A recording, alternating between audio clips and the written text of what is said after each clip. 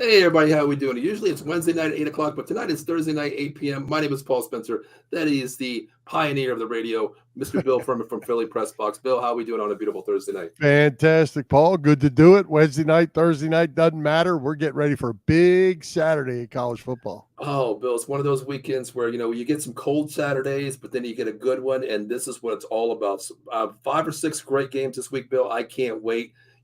I know in your case, I think you want to fast forward to Saturday, correct? Oh, absolutely. Absolutely. Mm, The Big Ten's got a huge game. The Southeast Conference has a huge game. yes. The Pac has a huge game. I mean, there's a lot going on. Mm-hmm. Hey, Mike. Mike Dello, Chicken In. You can check him out every Saturday morning or Sunday morning on the PM and AM on as Philly Sports. What's going on, Mike? Bill, first, I want to talk about one thing off topic here. We didn't really talk about this, but Bill, there's a lot going on in Michigan with hardball. Well, I have a thought about that. Let me hear it, Bill. Being they're coming to Happy Valley on Saturday, who cares? Win the game. Win the game. Yeah. Suspend hardball, suspend the team, blah, blah, blah, blah, blah. They may be guilty of sin. Let the chips fall where they fall. Win the stinking game. This is Penn State's game. This is their season. Yes. All indications are they're guilty as all can be from everything you hear. But how many times have we heard recently, whether it's in sports or other things, everybody's being found guilty in social media when the facts aren't out there? And then they come back later and say, whoa, we didn't know that. We didn't know that. True. So I think for that, you let it play out, let it take its time, and gather all the facts and do it orderly, do it in some court of law. Don't do it in some Big Ten office with somebody with an axe to grind. Meantime, they're going to play the games, or as long as they're going to play the games, beat them. Yeah, I like how you said that. Forget the outside noise, Bill. You play the game on the field here. Your roster versus my roster. Who cares about the outside noise?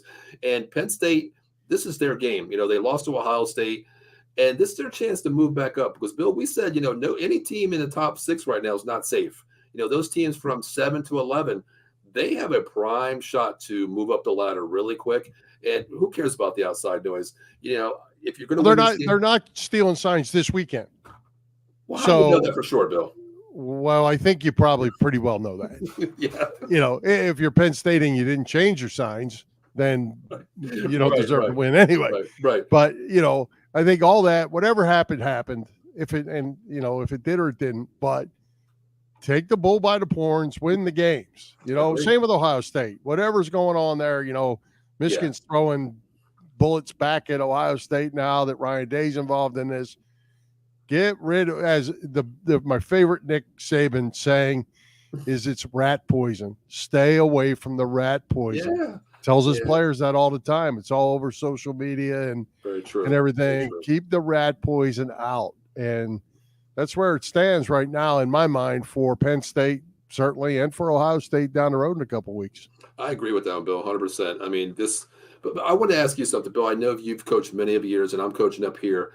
Bill, play stealing, sign stealing, play stealing here. Is this something that dates back to days, Bill? Because I remember, when I coach, I don't use the sheet on your wrist anymore. I don't use those wristbands. But in the old days, I used to say, hey, 13 on 2, 15 on 1. We used to say that for the quarterback. Just give them a play number. They read it in the huddle. They go. Or I see 15 flip. You flip the play. But now, Bill, I do what Oregon does. I use cue cards up here. But you know what? The funny thing is, I heard one coach 3 weeks ago tell me, you're so predictable because you use cue cards. I was like, do you think a damn cue card is going to matter what I call it? Because this week it could be Bill Furman. Next week it could be Mike Loro's picture up there. Every play sheet is different by the cue card. How easy is it to steal these signs, Bill? I mean, going from now to what do you see now? Well, I think the big thing with the Michigan deal was that they were using electronics. Right. So you can go back and watch it over and over and over again. In the heat of the moment, if you're on the other sidelines or even if you're in the stands and you're just trying to watch it as it's going and maybe write yourself notes or something like that, extremely difficult, I think. Yes, I agree. And again, a little different in that they watch so much film they may be able to see something that way, regular legalized film. Right, You know, right. shots on the coaches from the stands. Mm-hmm. I think the thing about it is, old Vince Lombardi used to say, "We can tell you we're going to run the sweep, but you ain't going to stop it." Exactly. You still got to make plays. I agree with that 100%. That's one of the things that, if you can understand how to beat the other team, then beat them. You don't need technology. You don't need all these crazy things out there. But I'm old school, Bill. I like to. I line up in a certain way. I'm going to run the same thing. I'm going to bleed the horse until, I'm just keep running it. If you can beat me, hey, kudos to you. You can beat me. But I'm one of the old guys where I say, if you can beat me, beat me. If not, shame on you. I'm going to show you what I'm going to run. Just like, in your saying that you said too. Now, I will say this, back to the Michigan thing. Mm-hmm. If, I saw one video clip where the quarterback stepped away from the center and they were making it audible from the sidelines. And over on the other sidelines, they're adjusting to your audible. Now that's a problem. That's a problem. That is true. Yes. If they know what you're actually checking to, and they have cards that they've already practiced with, that's a whole different story. Now, I've heard, Tom, even in pro games, Bill, where, I've actually seen it in one of my games about 3 weeks ago. We were lined up. We had twins right, single left. We ran it like a jet sweep and faked and went to like a 26, a blast. And as soon as my quarterback went up to the line, he's like, check down, 2, check down, which means they're playing a 2 safety coming up. They're playing in the box here. We can still run it, but we're going to flip it and run right toward that, the extra man in the box. I heard the other team yell, 26 blast, 26 blast, 26 blast. And I'm like, how the hell did he know that? I turn around, Bill, and I look on my cue cards like, did I forget to change the cue card here or something like that? I understand, that people can pick up on things, but it is so damn hard to do that. It really is. Yeah. And the more sophisticated it gets, at the college level and the pro level, certainly, it's really hard. It really is, Bill. It really is. Let's get into it. Mike Laura says we'll talk about this a little bit later. Manny Diaz defense has to show up this Saturday.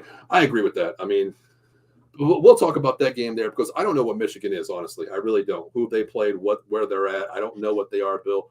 But how about we recap some games last week, Bill? What game stands in your mind? And Bill, I'm going to tell you, there's one game we are not talking about, okay? We are not talking about that game last week, Bill. We're not even going to talk about the fact that I told you it was going to happen? Bill, that makes it worse, okay? But kudos to you, Bill. You opened my eyes, and I tell you, it was just. Well, I'll just say this about that game. Had Notre Dame gone in there undefeated, I would have still taken Clemson. I just thought it was a trap. It was a trap game. It was on the road to a desperate Clemson team. Yeah. The fact that Notre Dame was in the position they were in only made it worse. But, it just was kind of a setup to me. It wasn't a good situation for Notre Dame to be going in there week 9 of the season. And the word that you used to me, Bill, was, you're playing a wounded dog. You're playing for the season. Dabo has never been in this situation before with his record. This team's never been in this situation, number one. And the 2 words that you told me, bowl eligibility. Yeah, this was a huge game for them, Bill. And you know what? They were desperate. I put those rankings out of sight, and I tell you what, Clemson looked like the top 10 team to me playing Notre Dame. Notre Dame just looked like the unranked team with no business even being there, Bill. Right. Yeah. Well, one of the other big games. It wasn't your fault, Mike. It was just they didn't even show off the bus. I mean, I think they ran down the ramp and fell down, honestly, because it was just a shellacking. It really was. Yeah. Alabama LSU. Big game on Saturday night. You might have the numbers. I didn't pull the numbers, but the quarterback play in that game was sensational. Both those kids, I think, had over 400 yards passing and running. From the quarterback position. And man, what a game.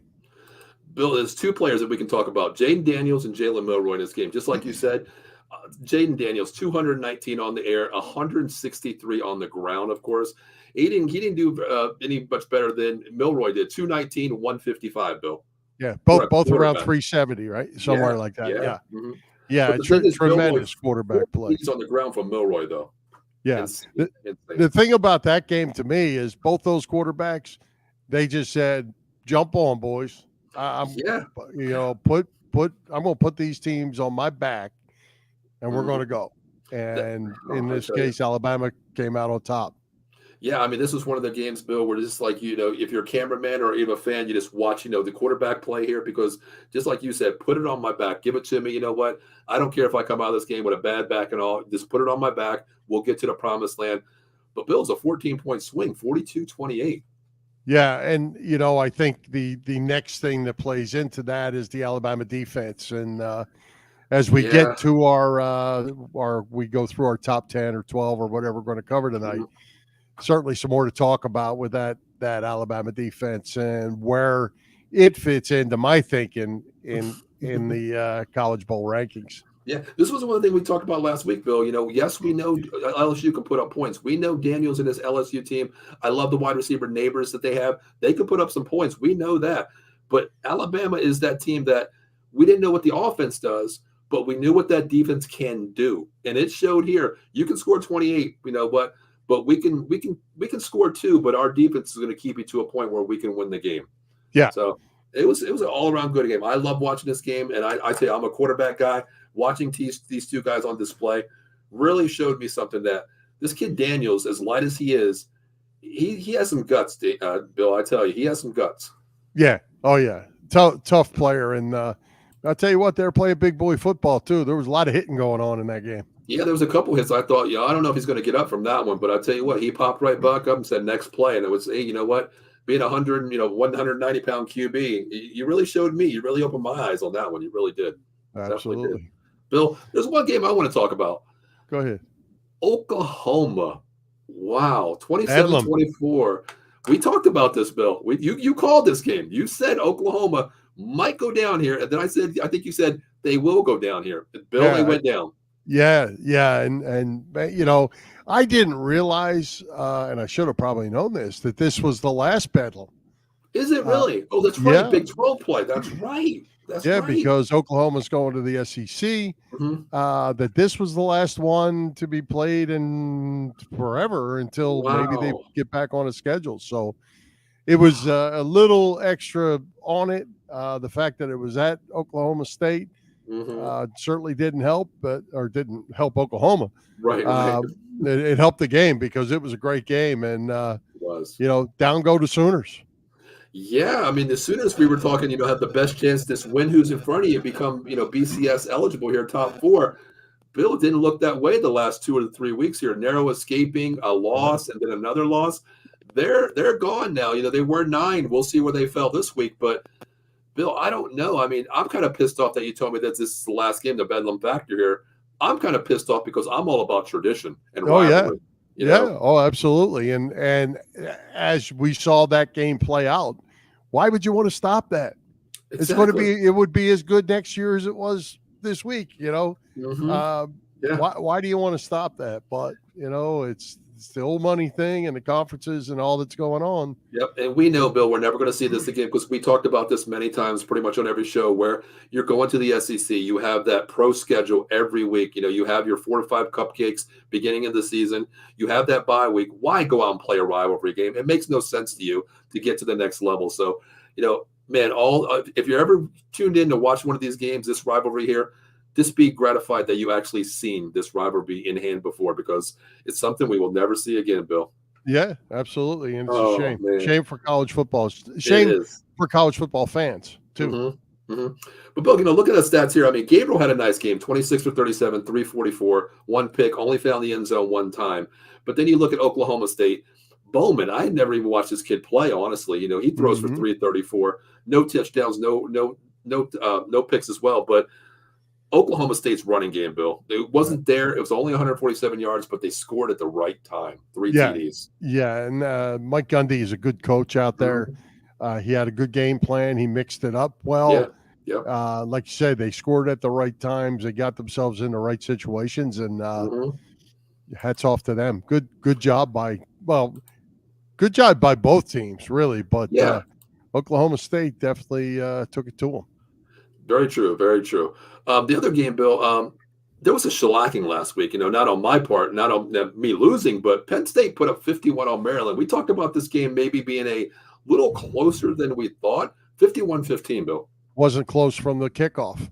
Exactly. Penn State came out and took care of their business, and Maryland. And actually, I was out for a little while early in the game, so I had it on the radio, and it was on Sirius Radio down here. It was the only place I could listen to it. And it had the Maryland broadcasters. They were like, "Maryland's got nothing for these guys today," and that started early. And he wasn't lying, Bill. He wasn't lying about that. Yeah. So, good job by Penn State. We'll talk a little more about that as we get to talk a little further about this Michigan game. But nice win by Penn State. Yeah, Bill. The last game I want to talk about, unless you have another one, is can we talk about this Washington? We talked about this texting back and forth, Bill. Washington USC. I said I took when you said I said, Bill, I took the 90. I thought I might have hit that in the third quarter, Bill. Yeah. It ended up 52-42. What a game, Bill. Yeah. Well, again, we seem to be talking about this every week. Yes. Are the offenses so good or are the defenses so bad? Yes. We know Pac-12 does not play defense, and I think that's pretty well. Some teams can play defense once in a while, but the MO about there, Bill, is who can score more. We don't care what we give up. We can score more than you. 52-42, Bill. And you look at the numbers, Bill. I mean, Caleb didn't have the greatest game. 3 TDs, 312. Their rushing was 203. But Penix, 256, 2 TDs, 1 pick. Nobody really solidified their boosting of the Heisman Trophy to me this week. But, Bill, what do you see from these teams? What do you see? Other than no defense. It's almost like west of the Mississippi, nobody plays defense. It seems. It's a whole different kind of football going on out there as compared to the Big Ten and the SEC. That doesn't mean that they can't win games against those teams. Sure. But if you look at that game and you say, okay, and you watch an Alabama LSU game, you say, okay, if Washington were to play Alabama, right, and the way Alabama plays defense, can Washington play with them? Or do you say, man, this Washington offense is crazy good. It don't matter how good your defense is. You just don't know because you haven't seen them match up against each other, those kind of games yet. That's a great point, Bill. I mean, you as a fan, you look at those exactly the objectives that you said here. Yes, Washington, USC, these teams, Oregon, they can put up 50 burger on you any night of the week, regardless of who you play. But Alabama doesn't score, but they hold everybody down to the low 20s, if that. What do we see here? Is it just the offense is that damn good, or is Alabama's defense just that great? Put 2 and 2 together. Well, the Pac-12 doesn't hit as hard as the SEC does on a consistent basis. That defense doesn't fly 11 hats on one ball like the Pac-12 does. That's a great point, Bill. That is a great point. Yeah, I think that's what's going to make the playoffs even more exciting. Definitely. And the bowl games. And as we move into next year and they expand the playoffs and these teams will start – well, of course, Washington and them will be in the Big Ten. Right. Or the Big 18 or whatever, however many there is. Right. But, when they start expanding the playoffs and you start seeing these guys in playoff action, it's going to be pretty fun to see how they all match up. It definitely is. Who's going to change? Who's going to change? Is the Big Ten style going to change to match what's going on out west?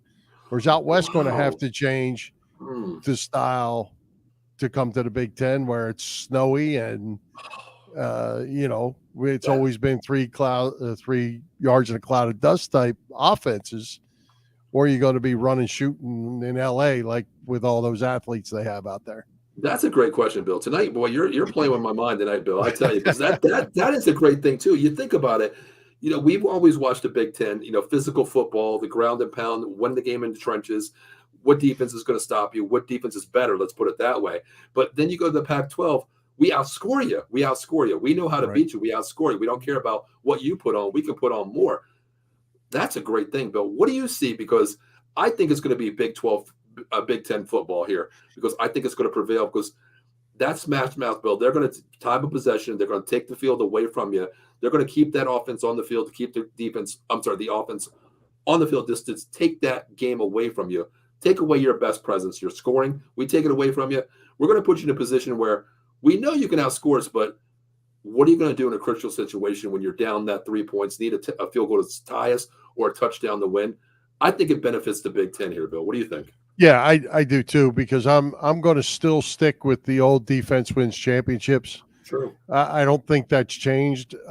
It's changed a lot from the day when it was a 7 to 10 point. Hold them to 7, hold them to 10. You don't do that anymore. No. But now if you can hold them to 21, 24, that's good defense. 17, that's good defense. So I still say when it really comes crunch time, defense wins championships.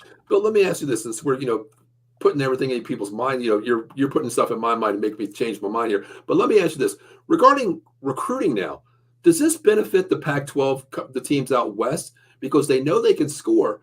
Or does this build them to better say, okay, now we're going to reconnect with the defensive side of the ball because we're moving to the Big Ten here. We did the defensive presence.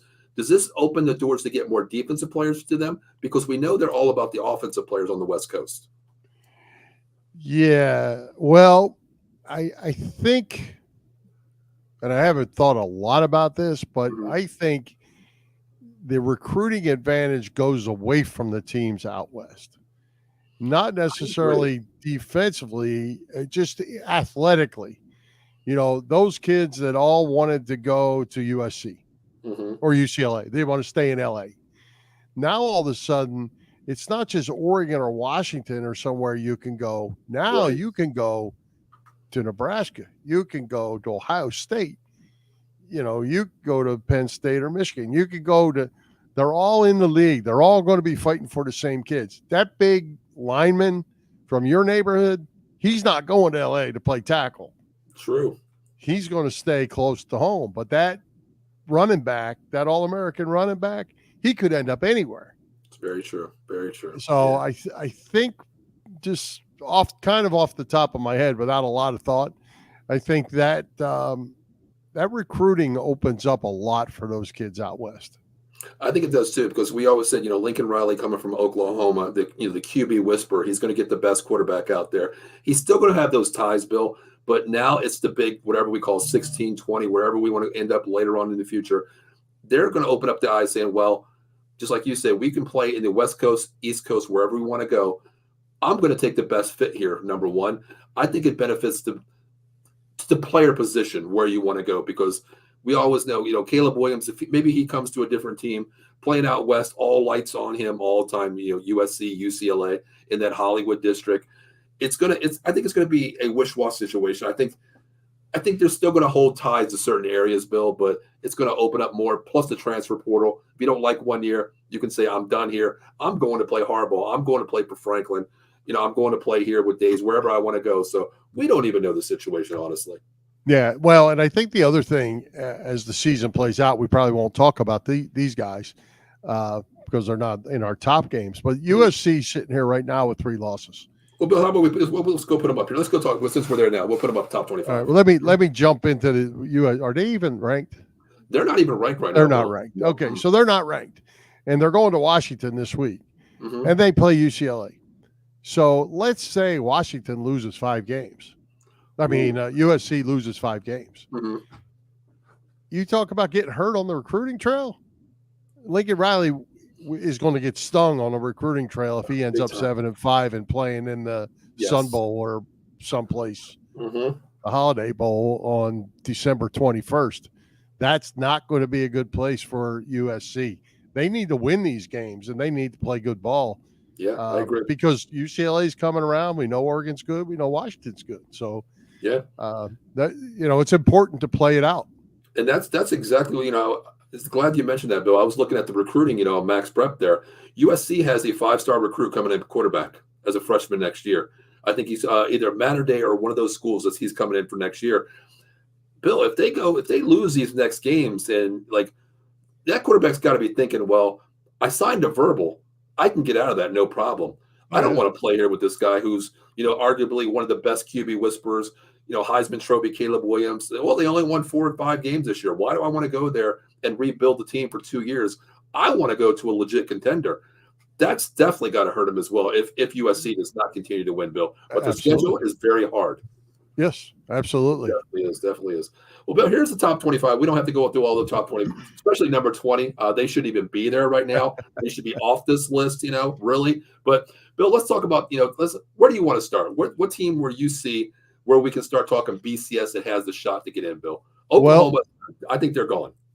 oh yeah. Yeah. I think if you look at what do you go through 11, I think that has one loss, right? 12 is where the 2-loss teams start, I believe. Yep. And Louisville's actually playing tonight. They're up 7-0 right now. So we can start right in there. Oregon State, they're already lost this year. They still have a shot to get in by their projected strength of schedule and who they play. They have one loss or two. I believe they have one, Bill, if I'm not mistaken. Okay. I believe they have one, yes. So I think if you look at it, you got Penn State and Michigan going to take care of that this week. Mm-hmm. You have Ole Miss going to Georgia. That's going to take care of that this week. Yes. Mm-hmm. The fun thing would be if Penn State and Ole Miss won those games. Oh, boy. Now you have straight chaos. Yes. Yes, you do. And then you have Washington it's Oregon and USC playing this week. So if USC, it's at Oregon, if USC has what it takes to beat them, that blows that up as well. There's still a lot to happen here. But I think if Georgia wins, the SEC picture clears up pretty good. If Michigan wins, the Big Ten clears up, and obviously Michigan, Ohio State will take care of the rest of that. But Florida State's not going to lose. It doesn't look like, unless somehow Miami pulls a rabbit out of the hat. And Washington's probably not losing either. Okay, Oregon State is 7-2, Bill. They are a 2-loss team. I thought they had 2 losses. Yeah, Bill, we've been saying this since week 3 of the AP poll. It's going to settle itself out late in the season here because the Big Ten was that triangle: Michigan, Ohio State, Penn State. That triangle there, the Pac-12, the wacky Pac-12 out there, Oregon, Utah, which they're 18, but anything can happen too. They're not going to get in it. But then you have Oregon as well, Washington. That's going to be the big team. That triangle teams as well. Oregon State still has to play one of these teams in there too. They could play spoilers. Then you have the the Pac-12 championship, which, Bill, I don't care if you're 11-0 and you lose that Pac-12 championship, that's got to be on the mind of voters too in that wacky conference out there too, because they play no defense. How can they compete against a USC, Alabama, a Georgia team, Ohio State? How can they compete being a one-loss team in your own conference championship? That's going to go a long way too, I think. Yeah. Well, I tell you, if it were me, if this were my list, I'm okay with the top 5, how they sit for now. Okay. But if I were to put 6, 7, 8, 9, and 10, I would struggle to put Oregon in that 6th spot. And here's why. But Texas is narrowly escaped this week too, Bill. Well, twice. Yeah, I was going to say that too. So they lost to Washington. Oregon lost to Washington. Okay, so that's a quality loss, we call it. They have a quality win where they blew out Utah, who's not a bad team. They blew them out. But they still have USC, Arizona State, and Oregon State to play. All right. So to me, their body of work with only one quality win, that Utah win, is so-so. Then you come to Texas. Okay, as you mentioned, a couple tight wins. They beat Houston only 31-24, beat Kansas State 33-30. Then they lost to Oklahoma, but they beat Alabama week 2. They're riding that beat Alabama win all the way up here to number 7. True. But, Bill, can't we say the same thing of Florida State? They jumped the ladder first, but they're beating who's in front of them. But they are taking care of business. I get that. They have no losses. Right. They have no losses. Right. Their points, how they're beating teams are aggressive. They're doing what they need to do. But can we say the same thing with Florida State, jumping in week 1, going from 9 to 4 and sitting at 4 throughout the whole season here? Yeah. Oh, absolutely. They beat LSU. Then they beat Clemson, who we didn't think was much until last week. Oh, Bill, stop it. But I mean, you can't really penalize Florida State too much because they're undefeated. Right. So, and their body of work and Michigan's body of work and Georgia too, for that matter, isn't really anything to write home about for any of three of them. I agree with you. I think the top 5 should stay the same. Oregon, I'm a little bit missed, just like you said. Texas, I would move down. I would actually move Bama ahead of Oregon and Texas. The That's strength of where I was schedule, going. that's where I would go to, because Texas is escaping. Oregon, you're living off the win there. Of course, you lost, that strength of schedule with Washington plays out. Yes, you beat an elite team. You were in the game all the way to the very end. Can't say anything about that. Penn State, 1 loss. Old Miss, we'll know more about them this week. We'll know more about them there. But I have Alabama sitting at 6, Bill. I really do. I think they're the best 1-loss team in the nation right now. And I tell you what, I hate saying this, is we always say, Bama, I think, has the best way to get into BCS if they remain straight through, even if they lose maybe that SEC championship against Georgia. Yeah, somehow. They are at Kentucky, Tennessee, Chattanooga, and at Auburn. Winnable games. Loss, very winnable. as we said, that loss was week 2. They've done nothing but get better. Yeah. So I'm 100% in agreement with you. When this is all said and done, because all 5 of those teams aren't staying unbeaten, Alabama's going to be in that top 4 or 5. I agree with you. I mean, as we always say, what is the BCS championship without Alabama and Nick Saban, correct? Right. He will find the other thing I wanted to throw out there was about Ole Miss. Mm-hmm. They're riding that Alabama loss too, 24-10. Mm-hmm. They beat LSU in a tight game. They beat Arkansas in a tight game. Auburn was a tight game. A&M was a tight game. They're decent opponents, but all tight games. I'm not sure that resume is enough to get them up there. Yeah, I think they're a little bit high where they are, Bill. I mean, we understand a win is a win in the win column, no matter what you look at stats, but how you win games is strength of schedule. And what I used to call all the time, Bill, is when the rankings come out, style points, Bill. Style points. Yep. To me, there is no style involved. You're winning games, yes, but you're in cruise control winning some of these games. Just cruising, playing not to lose, Bill, rather than playing to win is what I see with this. But this is going to play out 8 versus 9 this week. So one of these teams, if it's Alabama, I don't see them dropping that far, like out of the top 25. But Ole Miss, it's 9 against 2. 9 against, that's right, 9 against 2. That's right. 2. Yeah. So I mean, I could see that happening this week. I think Ole Miss is a little bit overrated. I would probably put Alabama. I would go Alabama 6. Bill, you're going to like this, but I'd probably put Penn State maybe 7 to me right now, and then put Oregon and Texas behind them with Ole Miss and then maybe 11 there.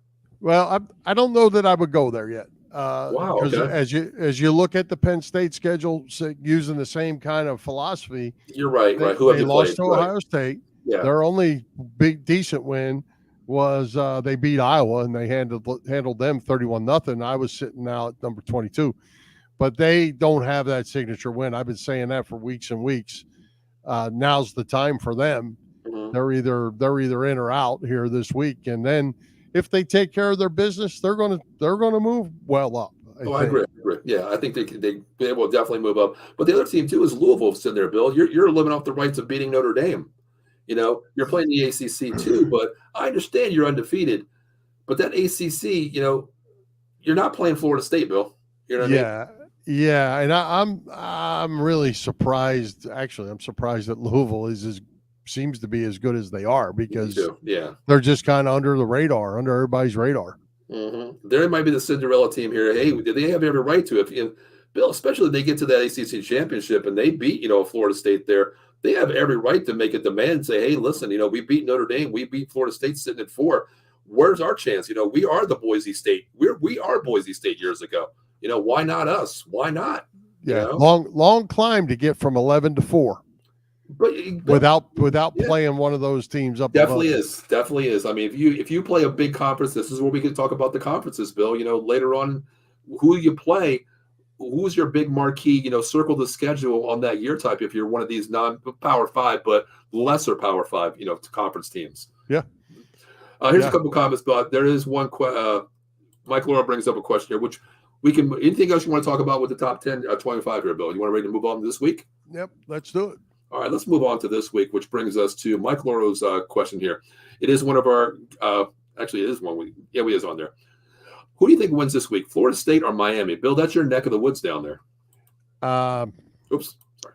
I would actually like to see Miami win this game just because I want to see the chaos. What's going on? That's my internet. Miami is just not a good football team. I know, They're Bill. it's at Florida State, huge rivalry, but it's a Jimmy's and Joe's game, and I don't think Miami has the Jimmy's and Joe's. I agree. Van Dyke down there, the quarterback, great high expectations for him. He just doesn't seem to be getting better. Mm-hmm. I just don't see Miami staying with them. I Love agree. to see it, don't see it. Bill, I agree with you 100%. I want to see chaos. That's what I want to see because I want to put these voters in a predicament where I want to see what they're made about, what they see, how they come up with a conclusion. This team deserves, this team doesn't, based on this loss versus that loss.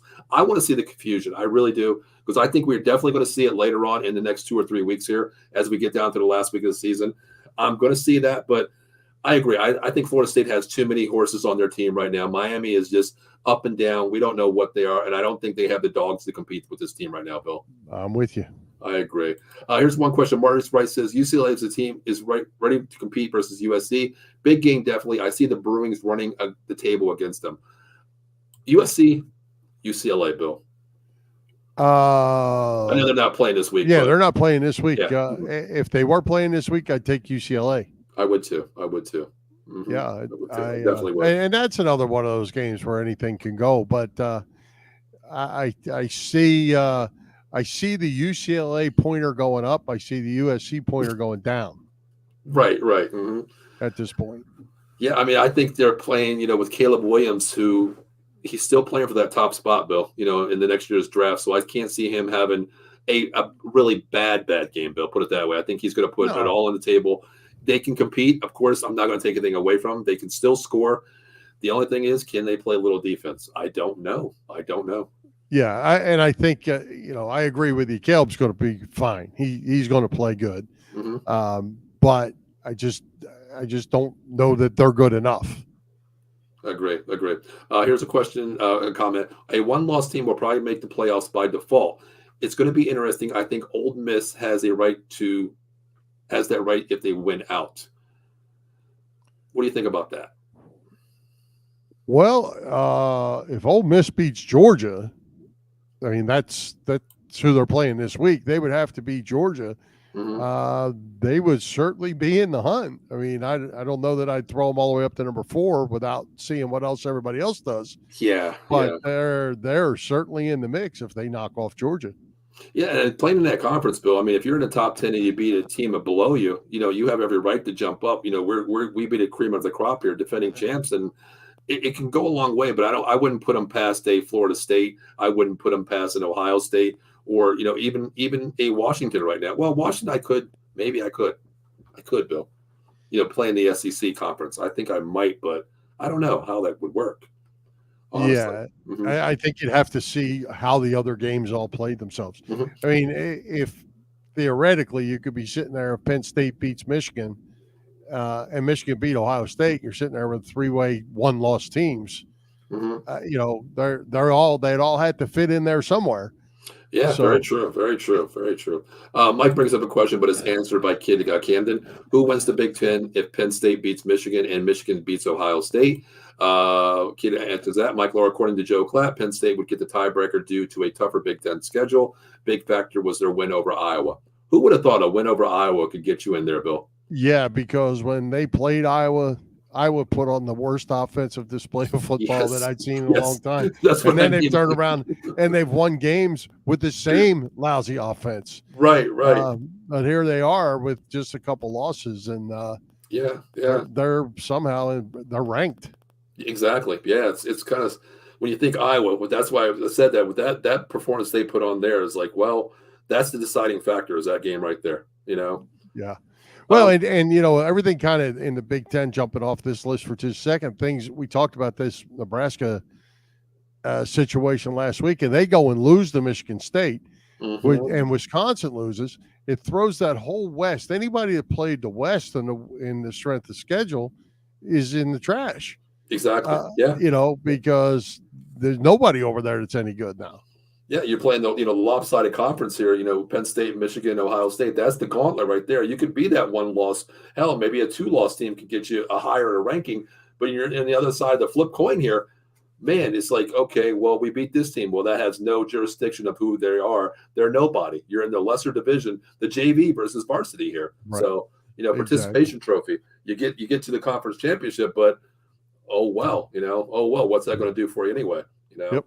Maurice says later on in the future here, Alabama takes a loss at Auburn. What do you think about that? I mean, that's not going to happen. I don't think so either. Especially, it depends to me, Bill. It could happen, but if Alabama wins the next two, the last game is in Auburn, damn well Nick Saban is not letting this loss happen.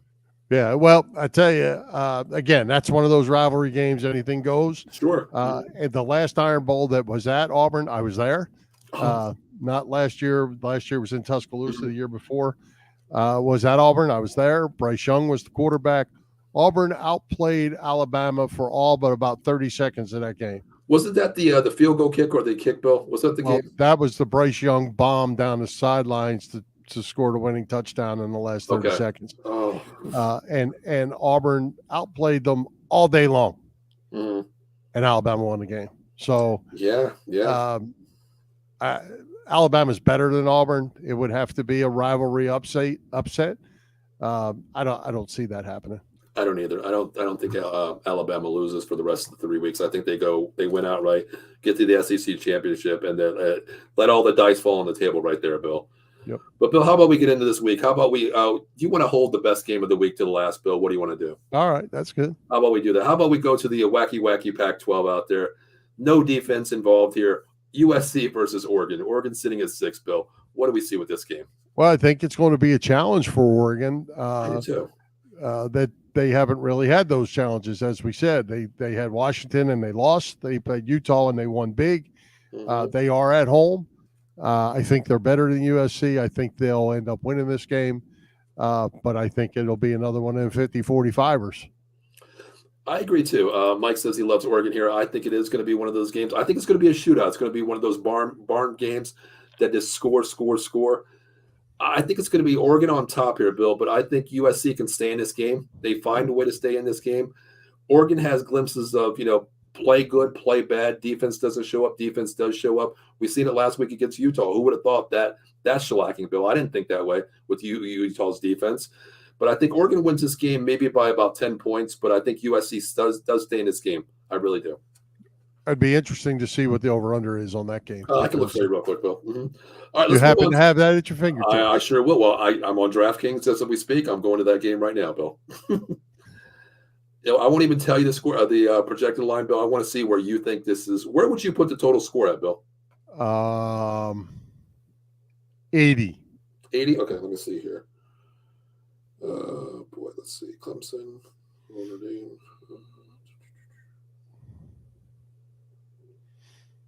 Where are you guys at? Might have to look into triple digits, maybe. Taking so long. I think so, Bill. Okay, here we go. You said 80, Bill, total score, correct? Yeah. 75.5. 75.5. Now, this is surprising, Bill. The over-under point spread of this game, Oregon by 15.5. Wow. That's surprising. I thought it was going to be a little bit lower than that. I was thinking maybe 8 or 9 here. As a betting man, I might take USC and the over on this, Bill. Yeah. So 75.5. That's like 40-35. That's what I mean. This is not a Pac-12 game here. They're thinking this is a Pac-12 game here where these two teams can get at you and score. I'm going to take the over if I'm a betting man, and I think I'm going to take USC plus 15.5, Bill. Yeah, that's a lot of points. That is a lot of points. I wouldn't have thought that many. I didn't either. I had to look at that. I was kind of curious. Somebody thinks Oregon can play defense. It's not me. Well, I don't know who it is, Bill. I don't think they watch Pac-12 football, Bill. Honestly, I really don't with that one. But I think the funny thing is, last week's, Bill, the over/under was 78 points for the game that we were talking about, the Washington USC game. That was 78 points, and that ended up almost 90 plus. Yeah, they crushed that. That was craziness. Yeah, because we were texting back and forth. I said, Bill, I took the over, and you're like, you're there. I'm like, exactly. All right, this is third quarter action, Right. Mm-hmm. All right, let's stay down there in the SEC here, Bill. Let's move to the SEC. Florida versus 19 LSU. Florida is not what it is. It's not good. No. And they have to go to Death Valley. I don't see Florida maybe even competing in this game. I don't either. I think this is going to be a double-digit easy win. I think it's going to be on cruise control here. The way LSU's playing, Bill, Jaden Daniels is playing lights out. Last week he just said, just like you said, put it all on my back, ride me to the very end. I'll get you where we need to go. He's playing ball, and LSU can score. They can play D. They're physical. Florida does not have the weapons, Bill. They don't have the horses to compete in this game. Yeah, and interestingly enough, starting to be a little chatter about Billy Napier. He hadn't been here long enough to get rid of him yet, but daggone, they're getting pretty antsy down here in Gainesville. I did hear something about that, like hot seat, question mark, hot seat here. But how long has he been there, Bill? This is what, his second year? Second year, okay. Yeah. Is it too early to call this already, Bill, or no? Oh, I think it's way too early. I agree. Gotta give a guy a little time. He lost his quarterback. His quarterback went to the NFL. So exactly, yeah. Mm-hmm. Yeah. I agree. I think to me in college, Bill, you have to give a coach at least a 3 to 4 year window because you're not playing with your recruits. Right. You're not.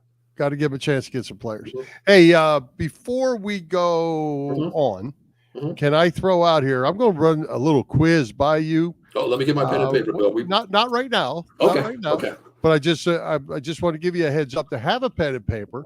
Anybody that wants to participate, if they want to get a little pen or paper or pencil or something, I'll run them down. And Mike and those guys that are watching, Kid Camden, they want to definitely. There we go. Their guy, and they can flash it up to us. They'll get the same numbers you'll get, and they can participate as well. We'll give them a little heads up to get their pen and paper while we're. Bill, you know what? The best thing is, how about we do this? The winner gets an autographed picture of Bill Furman. How's that? I don't know why would you do that, but oh my goodness. Bill, we just went up to 85,000 viewers just because I said that, Bill. Right, I see. Man, it looks like a pinball machine the way the numbers are flying up. Oh my goodness. All right, Bill. How about with I think LSU runs this thing. Mike Laura says the same thing. LSU, of course. I think it's just going to be a one-sided game here. But Bill, let's stay in the SEC here. Now let's talk about this game. Number 9, Ole Miss, which we talked about. To win this game, you jump up faster than anything. Lightning in a bottle here. Number 2, Georgia, Bill, at home, Georgia Bulldogs. Yeah, I tell you what, again, it's another one of these games I'd like to see from a chaos standpoint. Oh yes. Georgia hasn't played the gauntlet that Ole Miss has played. Ole Miss has survived them all close, except for the Alabama game. I still have to go with Georgia. I'm going to go maybe like 28-17 Georgia. Okay, you think it's going to be a little bit low scoring with them? Yeah, a little lower scoring.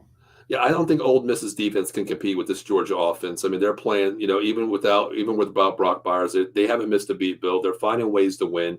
This Ole Miss team can score, but this Georgia defense is just elite. They're like Alabama. Low scoring game. I give all the credit to them. They can win this game through defense alone. And I think it's going to be a Georgia win here.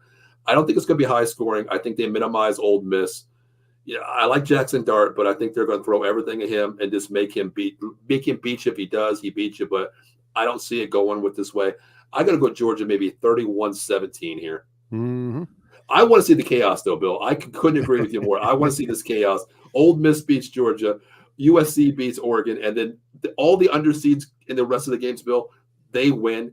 The top teams get out. I want to see this chaos, Bill.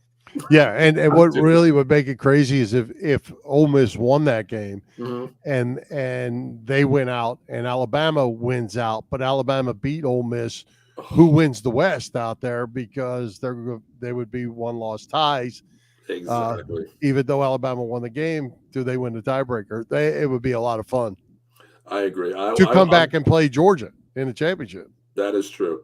Now, this game here, Bill, Mike's talking about points here. I'll run the points with you, send all the games here. Georgia give them an 11. You take Ole Miss with plus the 11?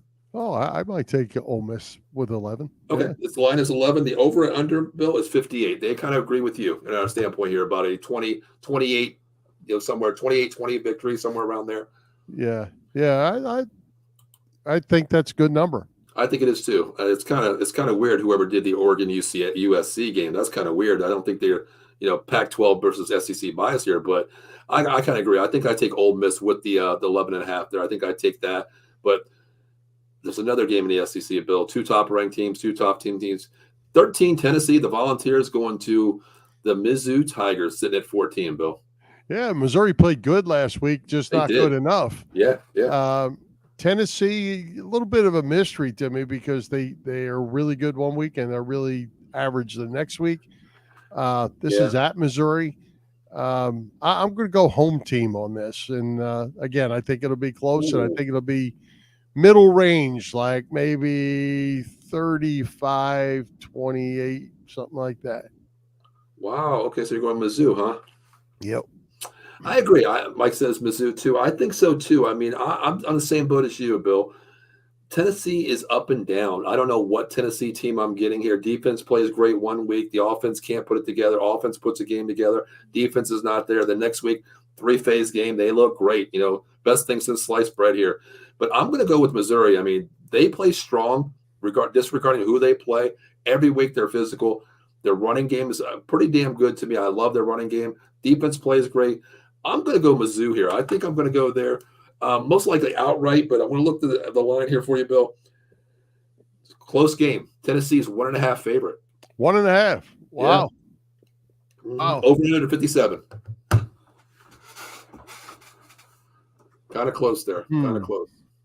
But I'm going to go Missouri outright. I don't even want to take the points here. I'm going to go Mizzou outright. All right, I can go with that. Yep, I'm going to go there. All right, Bill. Let's go move on here where we're not scoring points in the SEC with these games here, but we're going to the wacky Pac-12, Utah and Washington. Washington scores. Utah got manhandled last week, Bill. Yeah, they did, and surprisingly so. But because of that, I'm going to go Washington at home, and maybe in a big way. Okay. Now, Bill, this is kind of curious. Where are we going with a point spread on this? Because this is the wacky Pac-12, Bill. Where are we going with this one? I think it's going to be lopsided. 41-14. Bill, surprisingly, you just barely went over the over. The over is only 50. I was going to say 38-14. How about that? There you go. Utah is a 8.5 point underdog there. They're getting 8.5 this week. I still think I take Washington. I think Washington. Again, another chaos game. I'd love to see Utah win this game. Just don't think they have the horses, especially on the road. Bill, could you imagine if Ole Miss beats Georgia, Utah beats Washington? Okay, just those two games right there. And we still haven't even gotten to teams ahead of them as well. Well, right in that area too, Bill. But another great game, Bill. Alabama sitting at 8, knocking on the door of everything could happen versus a Kentucky team that can play too.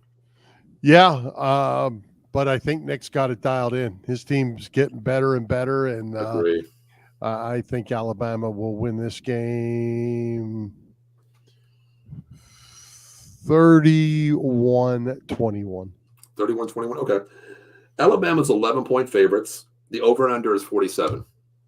I'm pretty close. Mm-hmm. Now, I don't know which way to go with. I mean, I'm going to take Alabama to win the game, of course, but we've seen glimpses of Kentucky where they had that running back run for almost 250, Bill. Next week they play. He only gets 55 yards. Next week he gets 150. Next week he gets 90. I don't know which way to go with this Kentucky team. I don't think they have an identity. Once again, the horses for Alabama. Alabama's putting together right time. The quarterback situation, they're putting it all on Milroy's back, Bill. That's what they're doing. Their defense is winning games. Nick Saban finds a way to win a game, a close battle. Even if it's close, I got to give all the credit to Alabama's defense. I think Alabama, man, I don't know. I'm going to go Alabama, probably maybe a 28-20 win by 8 points. I think it's going to be close. Mike Lauro says he's taking the points with Kentucky.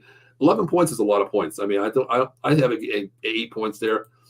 He also says Bama 28-24. I think it's going to be a close game as well, Bill. I don't think it's going to be that close. You don't think it's going to be that close? No. Wow. Okay. Alabama rolling, huh? Roll Tide roll. Close. What I said, 31-21, right? 31-21, 10 points. Yeah. Okay. All right. So, Bill, let's get into the game of the week, or you want to do your little quiz there, Bill, whatever you want to do. No, let's go ahead. Let's hit this one. Let's do this, Bill. The game of the week here, the Michigan Wolverines, scandal Michigan Wolverines versus the number 11 Penn State Nittany Lions, Bill. Bill, this is your floor. Well, I don't know how I'm going to pick this game, but here's what I'm going to tell you. Uh-oh.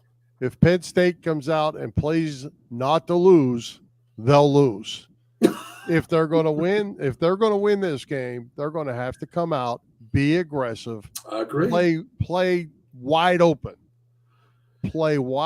football, and they can win this game.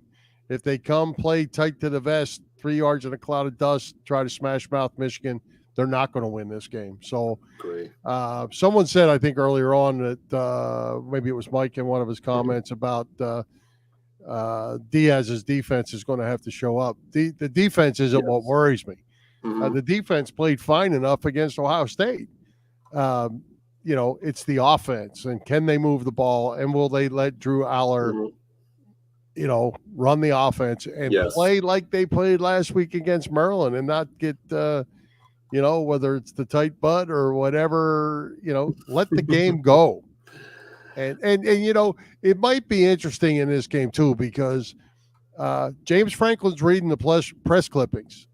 He's commented a few times this week about, to the point that I actually said to one of my buddies about Franklin's got to stop reading the rat poison too, because he's commenting on things that are happening in social media. So he knows that what that record is of not beating the good teams and all that. Right. If he turns it loose and lets the boys play, I think they have a fine chance of winning this game. And if he doesn't, they won't win. I agree, Bill. I think if you play not to lose, you're going to lose this game, of course. We talked about this in the beginning, Bill, quite a few episodes ago. We bring this up a lot. You got to take the leash off of Drew Aller. You have to take the leash off. You let him play the field, hash marks outside, down the field, running game. It has to be a complete game. But if you want to play 3 yards dink and doink, it's not going to beat the Michigan Wolverines this week. It's not going to happen. You got to take the leash off of them. But I think it could go either way, Bill. The first 2 drives will tell me exactly what I'm looking at this week. If they're going to put the leash on them, you know what? It could be a long day because Michigan's defense, they don't give up much. They play who they play, but they're built in the trenches, Bill, to play some ball, running game versus a defense too. So I don't know which way to go with this, Bill. I want to see the chaos. I really want to see Penn State win this game because I want chaos. I really do. But I don't know, Bill. I don't know what Michigan team I'm going to get because we talked about who have they played, what have they played, who they beat in front of you. Have they been tested this year, Bill? I don't think they have. We talked about them dropping to 3. Arguably some teams, they say number 1. No, I don't see it. 2, no, I don't see it. 3, they sit where they are. You beat who's in front of you. But I don't know, Bill. How can Michigan come out and win this game hands down? I mean, I don't think there's a hands down no though in this game, though, Bill. I don't think they can unless they shut down the Penn State offense and create turnovers. Right. I think the Penn State defense will be just fine against the Michigan offense. J.J. McCarthy isn't somebody I'm going to lose sleep over. I hope I don't regret those words, but he's not, to me, he's not Caleb Williams. You're not playing against a guy that can go out and just light it up. Yeah, they don't have the wide out guys like Marvin Harrison. Very true. Again, I think the Penn State offense has to take control of the ball and, not put their defense backs against the wall like Ohio State did when the Penn State defense just ran out of gas. Agree. I think it's going to come down to that Penn State. It's all going to be about right play calling at the right time. I understand taking what the defense gives you, Bill, but you got to play. You got to keep the box honest. You got to take shots downfield. You have to, because if Michigan puts that 9 extra advantage in the box, and you're not trusting Aller, you're not trusting him downfield, it plays to Michigan's advantage. It really does. You got to open this up, take the leash off of them, go downfield. Even if this just to keep the defense honest, Bill, take that shot downfield. This way the box man can't come down to the field. I can see Penn State winning this game, but it all falls down to play calling with Aller if they trust him enough, Bill. Because we've seen it. A lot of times they don't trust the kid. Yeah, and I think the other thing, too, if they will open the passing game up a little bit, it'll open the running game up. Mm-hmm. So, I think, we haven't seen much of Nick Singleton all season. Right. It's about time for him to break out, too. So there's a chance. And I see Mike Score up there. I can't totally disagree with that. That's not what I'm going to pick because I'm going to be a homer on this, and I'm going to say Penn State 28, Michigan 17.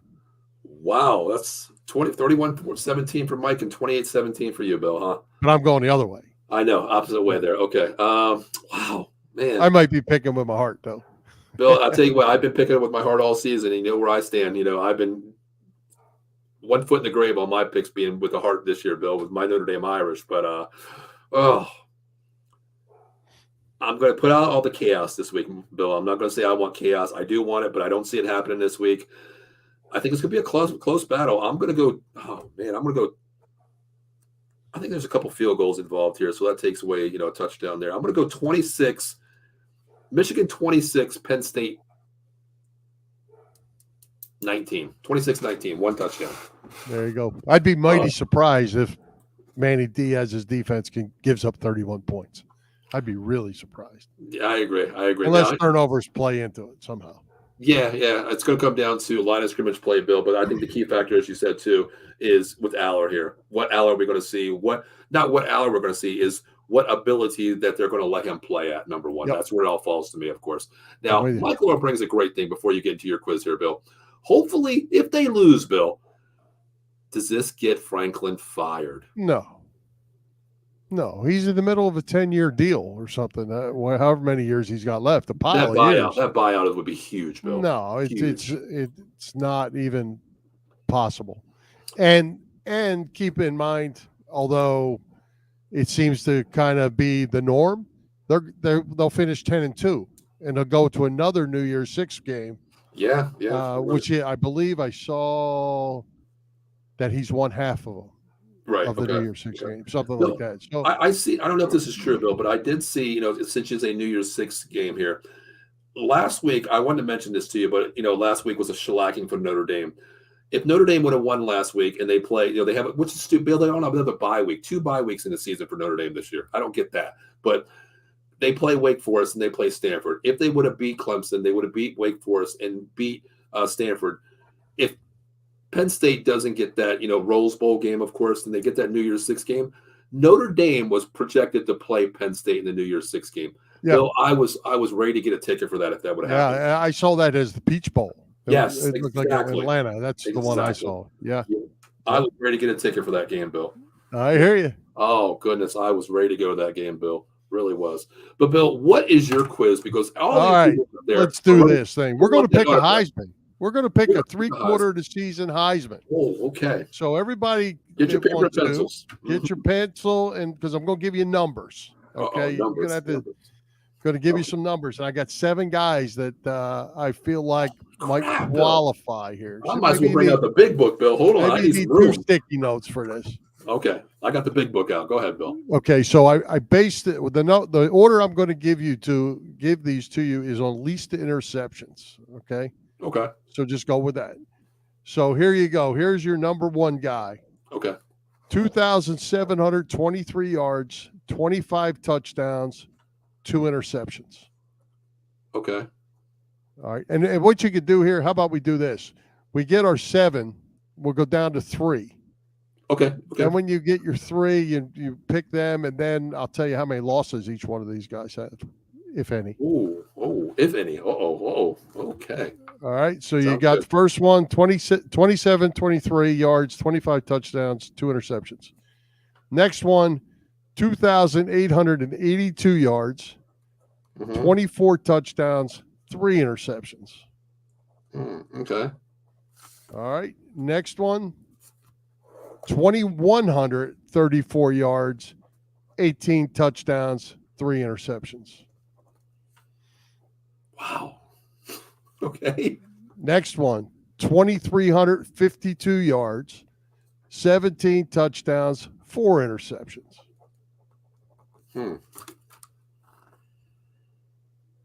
Gotcha. All right. Next one, 2,958 yards, 28 touchdowns, 4 interceptions. Okay. Next one, 2,792 yards, 27 touchdowns, 4 interceptions. Jeez, and the final one. And the last one, 3,201 yards, 26 touchdowns, 7 interceptions. Wow. Either way, Bill, I can't go wrong with these numbers, though, if you really think about it. No, there's seven good quarterbacks. Bill, and now keep in mind, none of this has anything to do with rushing. These are strictly passing numbers. No, these yards aren't running and passing. These are all passing yards. Okay. Bill, can I ask you one question really quick? Sure. How many of these projected players here are in the SEC? One. One? One. Well, that wasn't a great thing to ask them because that helps me nowhere. Bill. That helps me nowhere. It really don't. Oh, man. Wow. Okay. So if you're out there, guys, listen, we got 7 live viewers out there. Please let us know where you guys fit in. Man, I need some help here, honestly, because Bill, either way I vote, I can't go wrong with these numbers. These numbers are good. Yeah. Wow. I don't know if you're playing with it here, Bill, but that one at the very bottom, 3201, 26 TDs, 7 TDs, he could play in the Pac-12. I mean, with those numbers, but then again, 7 TDs is not a lot of 7 picks is not a lot of picks in the Pac-12. It should be higher. Wow. Well, and I wanted to try to figure out some he knows way. Who 3 and 4 are. Yes, he probably does. Kid, help me out here. Which way are we going to go? Which way you want to go? Because I want to know. This is consensus. It's everybody for themselves here because I want that autographed picture of Bill. I really do for my wall here of the Hall of Fame. But man, Bill, this is kind of hard. Okay, Bill, I'm going to take number 7. I'm going to take number 7 because I like those numbers. Okay, I need that quarterback to give me the yards. All right. I'm going to take. Am I eliminating 4, Bill, or am I just going to keep 3? Or whatever you want. All right, I'll keep 3 here. I'm going to go with number 5, Bill. 29-58, 20 TDs, 4 picks. I'm going to go with 29-58, 28 touchdowns. 28, okay, 28 there. Okay. I'm going with that one. Okay. And my last pick, I got to think outside the box here, Bill, because I think you're throwing me a curveball here. I really am. Curves. These are real numbers. No, I mean, like with numbers like there might be a quarterback from the MAC out here somewhere. That's what I'm thinking. Nope. No. Wow. All right, Bill, I'm going to go with number 1. Number 1. 27, 23, 25 touchdowns, 2 picks. I'm eliminating 2, 3, 4, and 6, Bill. Okay. So here's who you eliminated from your Heisman. No, Bill. Here's who you eliminated right off the bat. Jaden Daniels is out. Was he number 2? He was 27-92, 27 touchdowns, 4 interceptions, 3 losses. Bill, those numbers look so familiar to me because I sent you that thing. It was his exact numbers with him and Burrow. That's why I seen that number, but I didn't. Okay, Jaden Daniels is gone. Wow. Interestingly. Better numbers than Burrow. Better numbers than Burrow is Heisman Trophy winning. It's through far as the season. Yep. J.J. McCarthy. Only 2,134 yards, 18 touchdowns, 3 interceptions. I'm okay with that. He was a Heisman contender in the beginning by people's rights. I don't think he should be in the top 6, 7, Bill. I agree with that one. I'm glad I got rid of him. Next one, Kyle McCord with 2,352 yards, 17 touchdowns, 4 interceptions. More yards than McCarthy. 1 less touchdown, 1 more interception. Okay. Who would have thought his numbers would even be in this conversation? Exactly. Calm, of course. Sorry to do that, St. Joe's prep guy. I'm very sorry for that one, but you had to go too. Okay. I'm okay with that one, Bill. All right. Here's your last one. You got rid of Shedeur Sanders. 2,882 yards, 24 touchdowns, 3 interceptions. 5 Not losses. bad numbers. Not bad numbers. 5 losses, though. Yeah. Okay. 5 losses. I thought he had more picks, though, Bill, the way the offense has been playing. They've been sputtering, so. Nope. Okay, so I got rid of Shedeur Sanders, J.J. McCarthy, Kyle McCord, and J.D. McDaniels, okay? Yep. So I'm pretty sure I got Caleb Williams, Michael Penix, and I'm curious to see who the third guy is, Bill.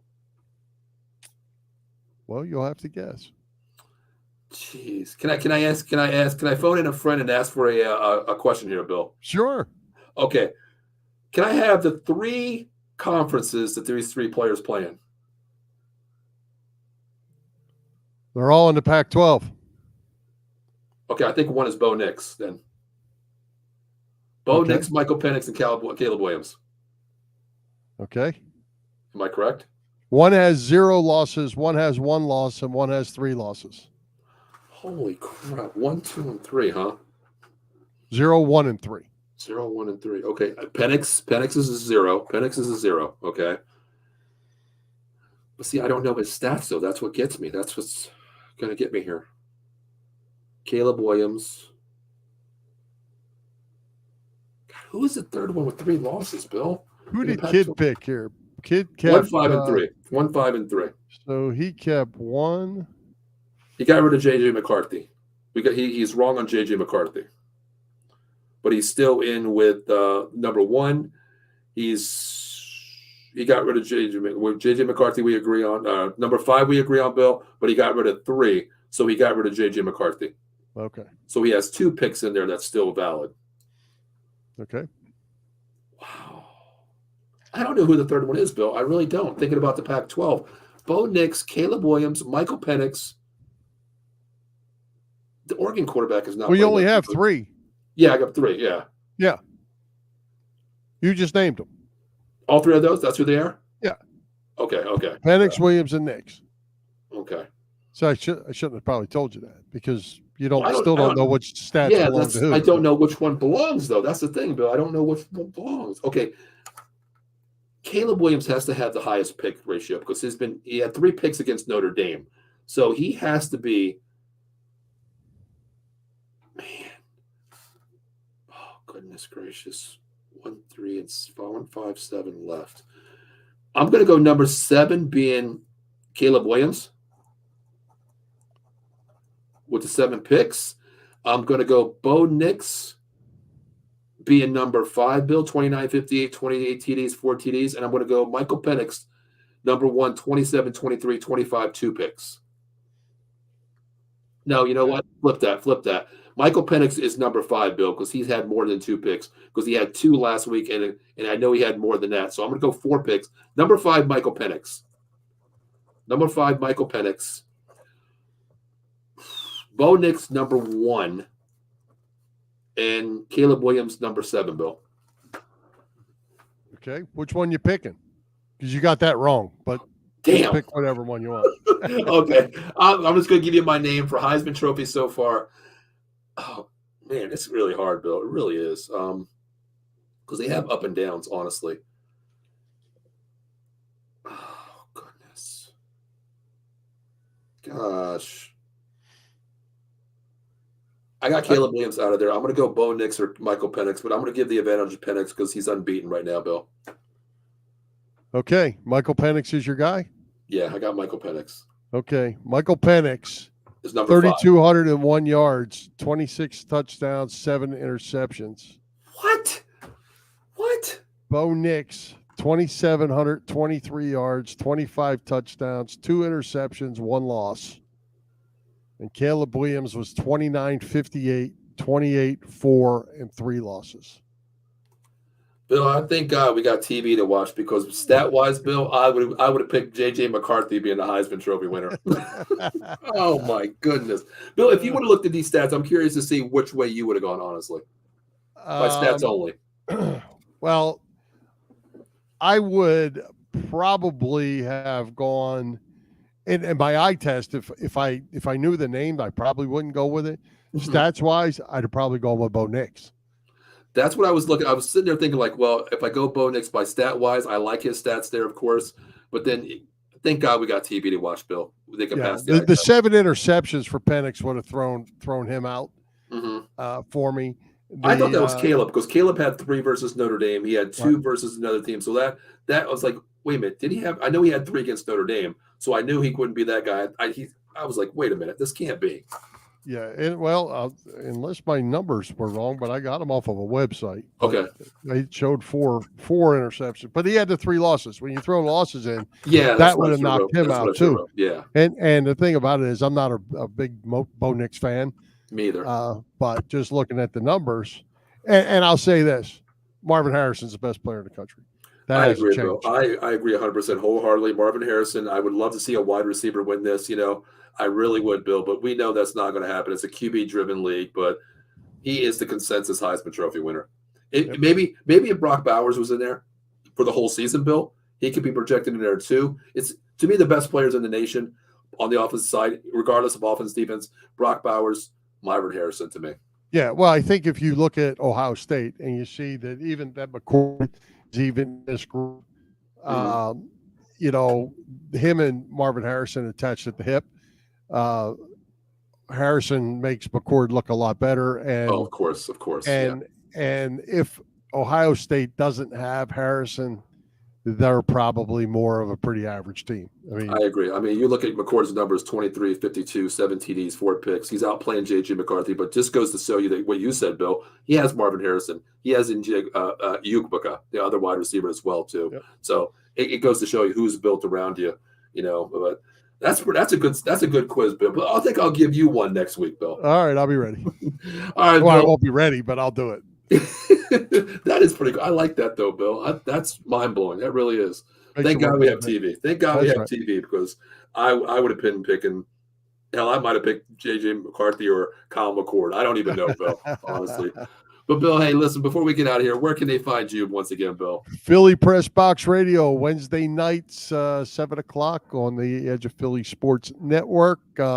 Always have a good time with that. Check us out. And we have a YouTube channel as well, Philly Press Box Radio. And now on Twitter, Philly Space Press Box Space Radio. Definitely. So please, guys, if you're out there, make sure you subscribe Out of the Box Sports Entertainment, Facebook, YouTube, Twitch, Twitter, Instagram, TikTok, as well as Philly Press Box with Bill Furman and Chet Jesko. Please check them out. Great friends. It's always a pleasure to have them on. Had the pleasure of meeting Chet, on the show with the Cowboys last week. He let me have it. He told me the truth, and he put me in my place, Bill. That's what I love to hear, But, Bill, hey, congratulations to your Philadelphia Eagles for beating my Dallas Cowboys. But, Bill, I want to ask you something as being a coach really quick for your years, Bill. Dallas had every opportunity to win that game, number one, okay? But, Bill, you played 57 minutes of back-and-forth football in the game, your last drive of the game. How do you give up 2 sacks, a delay of game, Bill? And I don't understand it. A lot of people said they still had a shot. They did have a shot, but when you get that delay of game, you have the 10-second runoff. You burned your timeout, number one. I thought about this. You're down at the 6-yard line. Run the ball, number one. You still have a timeout in your back pocket, which still gives you 2 plays, Bill. You had 3 plays at the 6-yard line with 1 timeout. You lost it all on those stupid bonehead plays. I think I thought Dak Prescott played really, really well. He did. Very good. Very good. I think in the last 45 seconds, he made some bad tactical mistakes. Yeah. He didn't take the spike. Number one, yes. He should have took the throw down and set his offense. Instead, he threw the ball out of the end zone. He took a sack that you just can't take. Yeah. Throw the ball, take a penalty. Just stop the clock. Don't take a sack. Just exactly. Exactly. Mm-hmm. He just made some tactical errors that there's coaches involved there that can call timeouts and do some other things too. But I think from a Cowboys standpoint, I think they played really, really good. I said this last night on our show. Everybody wants to dog the Cowboys. Eagles kick their butt. Blah blah blah. Dallas played good, and they're a good football team, and they will be heard from again. Right. I think they'll be. We play again in a few weeks, handful of weeks. They're going to be in the playoffs. And not even really that the regular season game might mean that much now as things start to spread themselves a little bit. But they're going to be a tough out in the playoffs. I feel like. I agree. I said the same thing on my show. When I did the Cowboys post game, Bill, and a lot of people were chiming in saying they got their ass beat, they got handed. I was like, well, I guess you didn't watch the game, because you know what? It was a back and forth game. Came down to the last drive there. Coulda, shoulda, woulda. Play calling versus this and that, fundamental mistakes. But I said, you know what? Honestly, as a Cowboy fan, I have nothing to hide my head on this one here. They played a great game. They were in the game. Unfortunately, on the lesser end, of course, but it was a great game. And I said, yes, we play in, I think, 3 weeks again here, Bill, coming up after we play the Commanders. I think it is a week after Thanksgiving. But I said, this game here, we're going to get round 3 most likely in the playoffs, Bill. I think these two teams, wild card versus the Cowboys here, you guys should be the 1 seed with the bye. I think somewhere down the line we meet you again. But Bill, as a coach, I want to get your one answer from you real quick. If I have about 2 minutes of your time. Good. Bill, on that play where Dak threw the ball down to the half-inch yard line, and Ferguson got the ball on the half-inch yard line, went down. Great play by the defense here. Bill, the rub route was there. It was a great rub route. Tolbert should have took his defender in the end zone just a little bit more beyond the sticks. Ferguson should have came up to the boundary and not ran straight down the goal line. He should have went in the end zone at least a foot, Bill. You play the sticks to move the sticks, correct? At the end zone. Everybody's putting this on Dak. It was not Dak. No, it was bad execution on the play by the receivers. Yes, exactly. And actually, I saw a clip just today. Brian Baldinger broke that play down, and where Dak might have missed the boat is they ran the exact same rub route to the other side. Brandon Cook was wide open. Wide open. I know. I seen the same thing. He could have run from Philly to Dallas. He was so wide open. I was screaming at that, Bill, because I was watching a different broadcast, and when I watched it, they give like the blimp view in certain aspects of the game. Okay. And I see, okay, here we go. We're running twins, double twins on the outside here. It's got to be a rub move. You're not going to run anything else, either that or a corner route on both sides and underneath drag. So I'm thinking, okay, here's the rub route. I looked at that play first. I'm like, okay, watch where he's throwing the ball. But then I looked at the other side, Bill. I was like, you got to be kidding me. You got to be kidding me. He was wide open on the exact same rub route. Yeah. Yeah. And if there was a fault to Dak, it might have been that. But his primary was to the left. That's where he was looking first. Your receivers got to run the ball into the end zone, like you said. Same thing on the last play of the game. The Eagles are all lined up on the 1 yard line. You can catch that ball in a 2, 3, or 4. Go ahead, we'll tackle you. And that's exactly what they did. That ball has to go in the end zone unless you just think your athlete can outrun all their other athletes once they catch the ball. That ball needs to be thrown in the end zone, and the receiver needs to be in the end zone to catch it. I agree, Bill. That's something we do in practice up here. Even in practice, I said, okay, you know what, guys? It's 4th and 2, 4th and 5, last play of the game. If I ever see a receiver run inside, beyond in front of the yardsticks, the goal line, you're benched automatically. We have one play left. Get behind the sticks here or the end zone, because they're playing the boundaries is what they're playing. The end zone boundaries is what they're playing. They're playing the sticks, everything in front of you. Thank you for chiming in here. That's what they want you to do. If you want to beat us 1 man versus 5 and get the yak yards there, you're the better team. You won. You got to play the boundaries, behind the defense here. I just don't understand why they ran certain plays. And the exact same thing happened on the last play of the Oklahoma-Texas game. Oklahoma needed 7 yards for a first down, ran a 4 or 5 yard square out, caught the ball, and ran out of bounds. Exactly. Okay, go ahead, have at it. Right. I mean, you're playing to their boundaries. They're playing the sidelines plus it's what's in front of you. The way to beat you is the boundaries and beyond you. I did not get that, Bill. I did not get it. Not get it, because I see a lot of people out there. But I'm not a fan of Cowboy Nation. The chat rooms. I get out of those fast as I can, because it's all about Dak had the worst game of his life. He crapped the bed again. No, I didn't see that. Number 2, it's all on Dak for hitting that Ferguson at the 1 yard line. No, it's not, because they didn't see exactly what you said. You got to play beyond the boundary there, Bill. Yeah. So I can't even stand my own Cowboy Nation half the time. Yeah. No, I like you say that. I think it was one of the better games that Dak played. I do too. And like I say, I think in that last 45 seconds, maybe a little panic might have set in. Right. Could have done a few things different that would have helped them, but physically and the things he did, he ran out of bounds on the 2-point conversion, not because he wanted to run out of bounds. The defender was there to make a play, and that's what he's supposed to do. Exactly. And, it was just, they say a game of inches. Certainly it was. And it was, in that case, it was a good defensive play that forced him into the sideline, and, it's just the way it ended up. I mean, every right. He ran the ball great outside on the corner there. This is better defensive play, right time, right hit, had to do what he had to do. But Bill, exactly what you said regarding your quiz there. If you look at the stats, Dak had the better game, the stat wise versus Jalen Hurts. You look at those stats. Wow, I'm taking that QB to win my game there. But you look at you pass the eye test, you see what you saw. But it is what it is. Good game. I appreciate the game there was a measuring stick for me, and no moral victory. It's just better come out this week, and what better way to play the Giants this week, Bill? Yeah, because I think good that the Eagles have the week off. Yeah. good for Dallas that they have the Giants because the Giants are horrible. Get it right. Get it right. They don't need, and there's certainly a chance for a letdown game after all the energy spent in that game. So yeah, we've seen it with Arizona this year. Yeah, it's not going to be a letdown against the Giants, I don't think, because they're not good enough. I don't think the Giants anyway.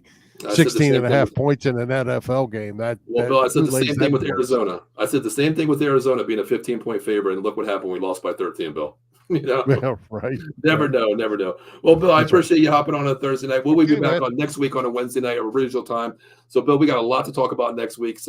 Maybe some chaos. We don't know. So. We will definitely talk about it. But if we do, my mind's going to be ready for this complete chaos next week, Bill. You got it. Let's do it. All right, Bill. Once again, my name is Paul Spencer. That is Bill Furman from Philly Press Box. We will see you guys next week. Guys, have a great night, and we'll see you then.